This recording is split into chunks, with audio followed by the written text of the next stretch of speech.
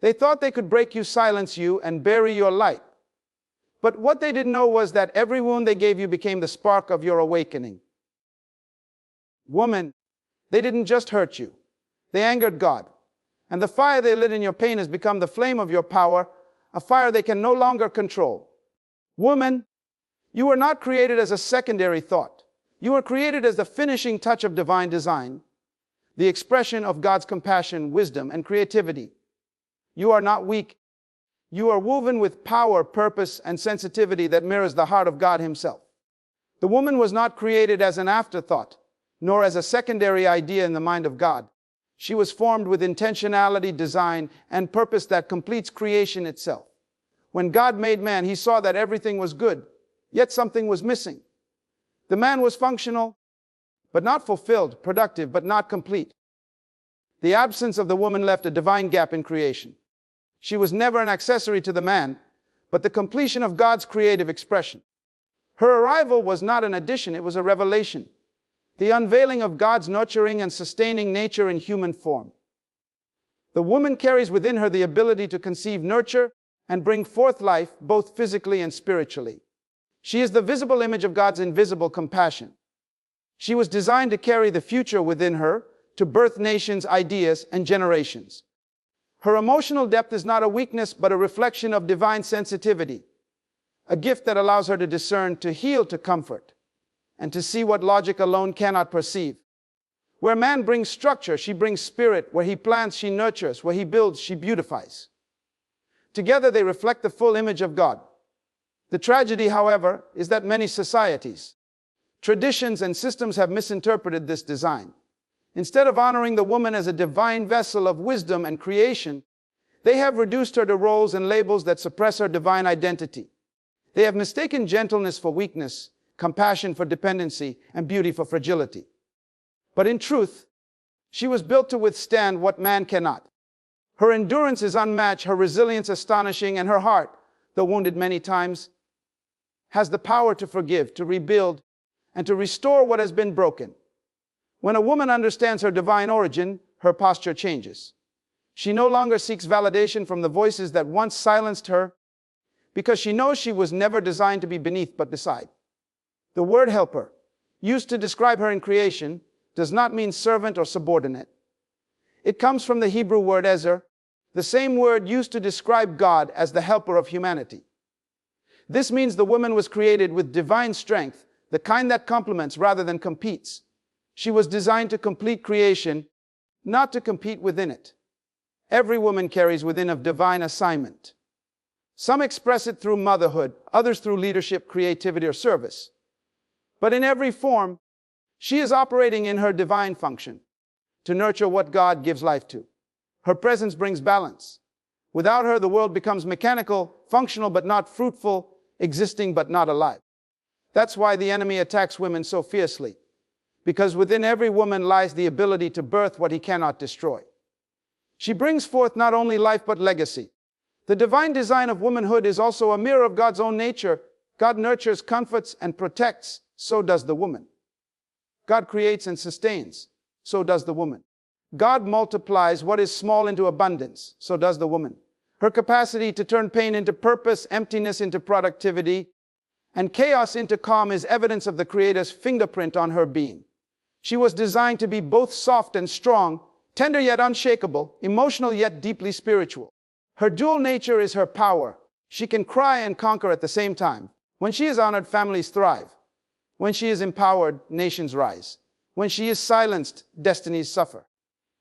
The health of any society can be measured by how it treats its women, because they are the carriers of tomorrow. To degrade a woman is to insult the wisdom of God. To abuse her is to provoke divine justice. She represents the creative and redemptive side of heaven, the side that rebuilds after ruin, heals after harm, and loves after loss. Every woman must remember that she was not made from the dust, but from a living being. The man was formed from the ground. The woman was refined from life itself. That distinction alone reveals her elevated level of complexity and design. She came last in creation not because she was least, but because she was the final masterpiece, the completion of the Creator's vision. When a woman realizes who she truly is, the world around her begins to change. Her confidence is no longer dependent on admiration but rooted in revelation. She understands that her value is not measured by appearance, approval, or achievement, but by divine assignment. Her worth was settled when God breathed purpose into her existence. She is not defined by her past, her mistakes, or the opinions of others. She is defined by the divine intention that called her forth. The woman was created as God's idea of completion, a living expression of His love and wisdom. When she stands in her divine identity, she restores balance to creation. That is why her presence matters, her healing matters, and her honor matters. She is not just a woman, she is a manifestation of divine thought, the finishing touch of God's perfect design. Every woman who has endured pain carries within her an untapped dimension of divine power. Pain, when placed in the hands of God, becomes a tool for transformation. The very things that were meant to destroy her often become the foundation of her strength. She may have been broken by betrayal, wounded by rejection, or silenced by oppression, but within every scar lies a seed of purpose. God never wastes pain, He refines it. What feels like loss in one season becomes the lesson that births destiny in another. When a woman is hurt, the world often tells her to hide her pain, to cover her tears, and to pretend to be fine. But God sees beyond the mask. He understands that within those silent battles lies a sacred process. Pain has a voice that heaven hears clearly. The voice of endurance, the cry of growth, the whisper of becoming. It is in those seasons of breaking that God does His deepest work. The woman learns not only who others are, but who she truly is. She discovers her hidden strength, her inner authority, and her divine capacity to rise when everything around her falls apart. A woman who has suffered becomes dangerous, not because she seeks revenge, but because she has been refined. Her tears teach her discernment, her disappointments sharpen her wisdom. She no longer believes everything she hears, because experience has become her teacher. Every betrayal becomes a university of strength, every heartbreak, a classroom of divine wisdom. Her pain becomes her preparation. Without realizing it, she becomes a vessel that heaven can now trust, because she has learned what it means to be emptied and still not give up. There is something holy about a woman who has been broken and still chooses to love. There is divine beauty in a woman who has been betrayed and still chooses to trust God. This is the mystery of her strength. She can be wounded and still walk with grace. She can be rejected and still respond with dignity. The enemy fears that kind of woman because she cannot be manipulated by pain anymore. She has been through the fire, and now the fire within her burns brighter than anything around her. Pain births purpose when a woman surrenders it to God. Every tear that fell in private becomes a testimony in public. Every silent prayer becomes a seed that blossoms in due time. Sometimes the woman does not realize that her suffering is shaping her for the assignment ahead. She is being trained in the unseen. She is being molded for a mission bigger than her moment of pain. When she finally steps into her destiny, she carries with her the fragrance of experience, compassion, and spiritual authority. God specializes in taking the wounded and turning them into healers. That is why so many women who have been hurt end up ministering healing to others. Their stories become roadmaps for others who are still lost in pain. Their voices become bridges between despair and hope. When they speak, their words carry weight because they come from places of truth. A woman who has cried in the dark can bring light to others because she has walked through shadows and found her way to grace. There are women who think their pain disqualified them. But in the divine equation, pain's not disqualification. It is qualification. God chooses those who have been through something because they understand compassion. He anoints those who have been rejected because they understand the cry of the forgotten. He lifts those who have been broken because they know how to handle fragile hearts. The woman's pain becomes her passport into divine purpose. When a woman realizes that her suffering was not punishment but preparation, she stops asking, "Why me?" and starts declaring, "Use me." She begins to see herself not as a victim of circumstances, but as a vessel of transformation. Her testimony becomes a message, her endurance becomes ministry, and her survival becomes an example of God's faithfulness. Every woman's story has a redemptive thread running through it. Even the moments she thought would destroy her were actually moments God was using to rebuild her. Her pain pushed her toward prayer. Her loneliness drew her closer to God. Her losses made her discover that what she really needed could never be taken from her. Through the process, she becomes wiser, stronger, and more compassionate. And when she emerges, she does not come out as she went in. The woman who went into pain was uncertain, but the woman who comes out walks in power. The woman who once cried for help now becomes the voice that helps others. She no longer fears the fire because she understands that she has become one. What was meant to silence her only amplified her purpose. They tried to crush her spirit, but all they did was awaken her soul. Her pain became the birthplace of her power, and her wounds became windows through which God's glory shines. This is the mystery of divine transformation, that what was meant to break her became the very thing that made her unbreakable. When a woman is mistreated, heaven takes notice. There is a spiritual law that governs justice, and when that law is violated through the oppression of those God designed to nurture and multiply His creation, divine reaction is inevitable. The mistreatment of a woman is not a small offense in the eyes of God. It is an attack on His own image. She carries within her the reflection of His compassion, His wisdom, and His life-giving nature. When she is dishonored, creation itself is thrown out of balance. What many fail to realize is that God is not neutral when it comes to injustice. He is deeply emotional about it. His response is not delayed, it is divine. When the woman was formed, she was given authority to cultivate and to nurture life. She carries within her the power to influence, to build, and to preserve the essence of humanity. Her love keeps homes stable, her voice speaks life into generations, and her presence maintains spiritual order. So, when she is wounded, when she is silenced, or when she is made to feel small, the entire atmosphere suffers. The mistreatment of a woman invites decay, not only in her heart, but in the systems and structures connected to her. A broken woman can birth broken environments, but a healed woman brings restoration wherever she stands. God pays attention to how His creation is treated. He watched how Hagar was mistreated in the wilderness, and He came to her aid. He saw Hannah's tears when she was ridiculed for being barren, and He turned her weeping into a prophetic birth. He heard the cry of Leah, the unloved wife, and gave her sons that carried the lineage of kings and priests. In each case, the mistreatment of a woman provoked heaven's intervention. This pattern reveals a spiritual truth. When humanity forgets the value of the woman, heaven steps in to remind it. There is divine anger that arises when a woman is abused, disrespected, or disregarded. This anger is not born out of revenge, but out of righteousness. It is the fire of justice that burns to restore balance. The woman is not just another creation, she is a divine assignment. To harm her is to interfere with God's blueprint. To silence her is to attempt to mute the echo of heaven's voice in the earth. Every tear she sheds becomes evidence in the courts of heaven, and God, who is both judge and father, will not remain silent forever. The spiritual concept of injustice toward women is evident in the world today. Where women are oppressed, nations decline. Where they are silenced, wisdom diminishes. Where they are objectified, morality collapses. But where they are honored, creativity flourishes, peace prevails, and communities thrive. God designed the woman to carry balance. She represents the heart in a world that operates only with mind and muscle. When that heart is broken or dismissed, humanity loses its rhythm. Those who mistreat women often underestimate the divine response their actions invite. God defends those who cannot defend themselves. He rises on behalf of those who are trampled upon. When a woman's dignity is stolen, God moves to restore it. When her worth is diminished, He begins to exalt her in ways that confound those who hurt her.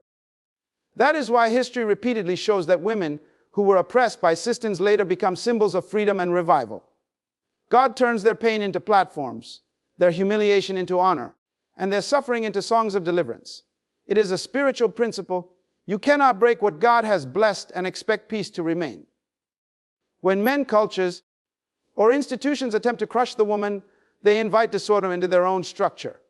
But when they uplift her, honor her, and empower her, blessings multiply. This is not a social argument. It is a spiritual law. God wired creation to prosper with respect, not domination. When the woman is valued, the man is elevated. When she is oppressed, he is diminished. Heaven's justice is not always immediate, but it is always certain. The woman who has been overlooked may feel forgotten, but God has already written her name in the script of restoration. The ones who caused her pain will one day witness her rising, not because she seeks revenge, but because divine justice demands it. The God who watches over creation never ignores the cry of those who suffer unjustly. Every injustice against a woman is a spark that ignites divine fire. It may seem invisible at first, but over time, that fire burns through the barriers meant to contain her. It burns through shame, fear, and limitation. It consumes the lies spoken against her and clears a path for her destiny to emerge. Those who thought they could silence her eventually realize that in trying to destroy her, they awakened something greater than her. They awakened the justice of God. So, when a woman is wronged, the response of heaven is not silence but movement. God rises, truth emerges, and balance is restored. Injustice may have its moment, but righteousness always has the final word. And the woman who was once oppressed becomes the voice through which God declares His power and His justice in the earth. When a woman discovers who she truly is in God, something uncontainable awakens within her. The same fire her becomes the flame that defines her. Her identity is no longer shaped by opinions, experiences, or expectations, but by divine revelation. She begins to see herself not through the lens of pain or limitation, but through the purpose for which she was created. Once this revelation ignites, no system, no wound, and no voice of doubt can extinguish it. She becomes unstoppable, not because she is perfect, but because she finally understands her divine design and refuses to live beneath it. The fire within a woman is not a physical force, it is spiritual energy, divine passion fused with divine purpose. It is the power of resilience, wisdom, and creation that burns quietly inside her until the right season calls it forth. Many tried to dim her light by shaming her, belittling her, or using her, but they only fueled her determination. Every setback became oxygen to her inner flame. Every moment of rejection became a spark that reminded her she was made for more. What was meant to silence her instead made her stronger, louder, and more purposeful. There is nothing more powerful than a woman who has survived her own pain and found her identity in God. The world cannot intimidate her anymore because she has faced what should have broken her and still stands. Her confidence is no longer pride, it is awareness. She knows her value. She knows her source. She knows that the God who lives in her cannot be defeated by what happens around her. That realization becomes fire, the kind that lights up every dark place she enters. This fire does not make her arrogant, it makes her alive. It burns away insecurity, comparison, and self-doubt. It teaches her to walk in grace, but never again in fear. It gives her the courage to say no to what dishonors her, and yes to what grows her. The same people who once underestimated her begin to wonder what changed, but it was not her appearance, it was her awakening. Once a woman's spirit catches fire, she no longer needs external permission to exist. She becomes a moving testimony of divine power wrapped in human form. Her fire becomes contagious. Other women begin to draw strength from her story. Men begin to understand the value of partnership instead of control, and the atmosphere around her begins to shift. The fire inside her is not destructive, it is refining. It purifies everything connected to her. She becomes a standard, a model of transformation, a mirror that reflects what happens when God heals a wounded soul and fills it with purpose. The fire also represents clarity. When she burns with purpose, confusion disappears. She no longer wastes her energy chasing acceptance or validation because she knows she is already accepted by God. Her focus sharpens, her boundaries strengthen, her vision expands. She no longer measures her worth by what she can achieve or what others think of her. Her worth is rooted in the truth that she was chosen, designed, and empowered for greatness. That is why those who once mistreated her cannot handle the woman she becomes. The fire they helped ignite is beyond their control. It exposes their wrongs, humbles their pride, and proves that divine purpose always prevails over human cruelty. She no longer seeks revenge because her success itself becomes justice. Her peace becomes proof of God's hand. Her rise becomes revelation that nothing and no one can stop a woman who has discovered her divine fire. This inner flame also drives her to lift others. She no longer lives in survival mode. She lives in service. She begins to mentor, nurture, and inspire those who are still where she once was. She becomes a torchbearer, lighting paths for others who are lost in pain or confusion. Her presence begins to ignite courage in others, because her life looks like when it meets destiny. A woman on fire is not reckless. She is focused. She knows her mission. She knows her worth. She knows that her strength is not her own. It is God burning through her. And when she moves with that awareness, everything around her must change. Darkness retreats. Injustice trembles. Hope rises. She becomes the flame that no storm can extinguish. So when life tests her again, she no longer fears the flames. She understands that fire does not destroy gold. It refines it. She welcomes challenges as fuel for growth, opposition as confirmation of direction, and trials as opportunities to demonstrate endurance. The same woman who once cried for rescue now walks as a relation of divine resilience. They thought her breaking would be her end, but it was her beginning.